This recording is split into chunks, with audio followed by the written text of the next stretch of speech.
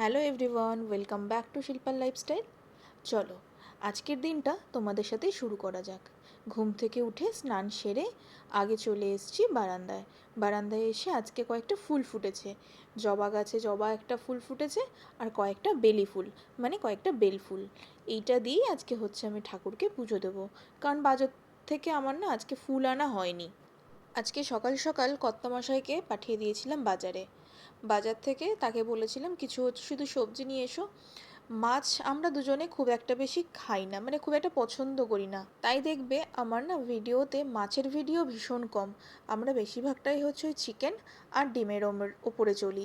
আর সব থেকে বড় কথা কি বলো তো, এক তো হচ্ছে ঘর সামলে তারপর অফিস যেতে হয়, অত এনার্জি না প্রত্যেক দিন থাকে না যে বাজার থেকে সকালবেলা গিয়ে মাছ কিনে নিয়ে এসে রান্না করে তারপর বেরোই। আজকে আমি একদম ঝটপট একটা লাঞ্চ বানিয়ে নিয়েছি। এটা বানাচ্ছি হচ্ছে কুরকুরে ভেন্ডি। ভীষণ একটা ইজি পদ্ধতি, আর খেতেও ভীষণ সুন্দর। ওই ভেন্ডিগুলোকে দুটো টুকরো করে কেটে তাকে আরও মাঝখান দিয়ে টুকরো করে যে সিদ্ধাটা রয়েছে সেটা ফেলে দিয়েছি। তার আগে কিন্তু ভালো করে জলে ধুয়ে নিয়েছিলাম। ভেন্ডির গায়ে মাখানোর জন্য একটা ব্যাটার তৈরি করে নিচ্ছি। এই ব্যাটারে কিন্তু একদম জল পড়বে না। নিয়ে নিয়েছি বেসন, গোলমরিচ গুঁড়ো, ম্যাগি মশলা। ম্যাগি মশলায় খুব সুন্দর একটা গন্ধ আসে, সেই জন্য ম্যাগি মশলা, অল্প একটুখানি হলুদ, অল্প একটুখানি কাশ্মীরি লঙ্কা গুঁড়ো।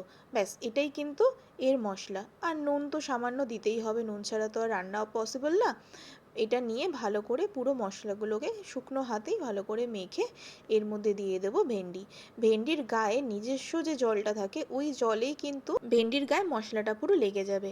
আমরা কিন্তু এক ফোঁটা জল এখানে দিইনি। জল এখানে ইউজ করলে পুরো ভেন্ডিটা পিচ্ছিল ভাব চলে আসবে, সেই কারণে। এইবার হালকা ঝেড়ে নিয়ে তেল গরম করে তার মধ্যে এইভাবে ছেড়ে দিতে হবে।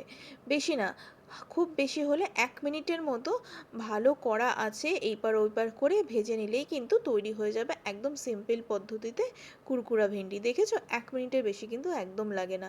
এই আমি ভেন্ডিগুলো ভেজে তুলে নিলাম। যেদিন ভেজ থাকে ডালের সাথে কিন্তু এই ভেন্ডিটা খেতে দারুণ লাগে। আর এখানে বানিয়ে নেবো একদম সিম্পল পদ্ধতিতে সবজি দিয়ে ডাল। আগেই হচ্ছে ডালটাকে খুব ভালো করে ধুয়ে নিয়েছি। আর এটা দিয়ে দিলাম হচ্ছে পেঁপে।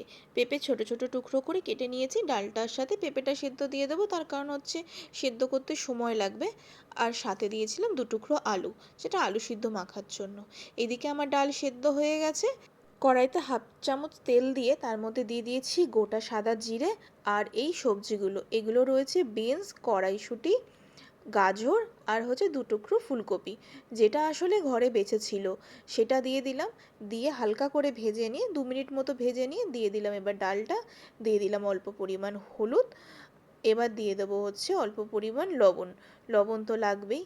তার আগে খুব ভালো করে কিন্তু হলুদটা মিক্স করে নিয়েছি। আমি কিন্তু জলে গুলে দিইনি, জলে গুলে দিলে ডালটা এখানে পাঞ্চা হয়ে যায়। তোমরা চাইলে এখানে হচ্ছে ফোটার সময় মানে ডাল ফোটার সময় কিন্তু এখানে হলুদ দিয়ে দিতে পারো। এই নামানোর আগে দিয়ে দিলাম অল্প পরিমাণে একটু ভাজা জিরে গুঁড়ো। এই জিরেটা কিন্তু আমি শুকনো কলায় ভেজে গুঁড়িয়ে রেখে দিই। আর দিয়ে দিলাম 1 চামচ মতো ঘি। ব্যাস হয়ে গেল আমার ডাল। আজকে কিন্তু লাঞ্চটা ছিল একদম সিম্পল, ডাল সবজি দিয়ে, আর ছিল হচ্ছে আলু সিদ্ধ মাখা, আর কুরকুরা ভেন্ডি, আর ভাত।